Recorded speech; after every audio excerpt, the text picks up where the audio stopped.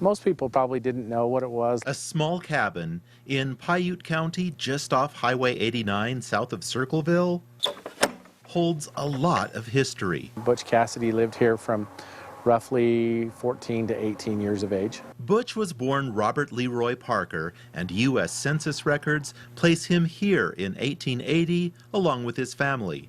Anna had, I believe, 11 kids running around here. He went by his given name then. Robert Leroy Parker didn't take the, ultimate bad guy approach to this lifestyle that he chose, and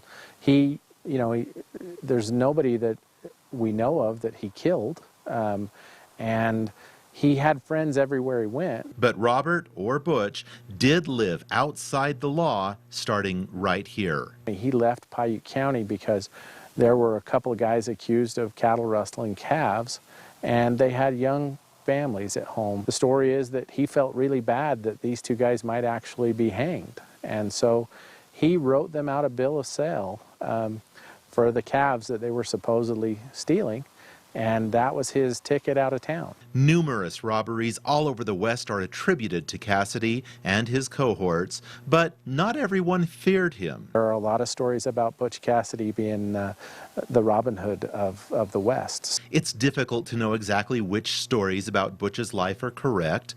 The facts were confusing even when he was alive, like the time the Carbon County Sheriff said Butch had been killed. His girlfriend from Wyoming showed up to identify his body and found out that it wasn't really him. On November 8, 1901, the Salt Lake Tribune reported Butch Cassidy has more lives than a dozen cats. And to this day, the details and location of his actual death are disputed.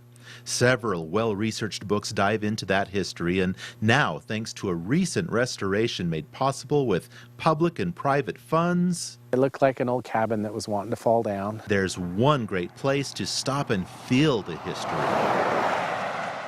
The property around the cabin still looks very much the same way it would have when the Parkers lived here. So the property is open 24 hours a day, 7 days a week, as far as coming and looking around the cabin and checking out some of the equipment. And if you have a group of folks, you can arrange to have somebody meet you here. We'll open the cabin up. We'll tell you all the stories or lies or whatever they might be. In Circleville, Todd Tanner, Fox 13 News, Utah.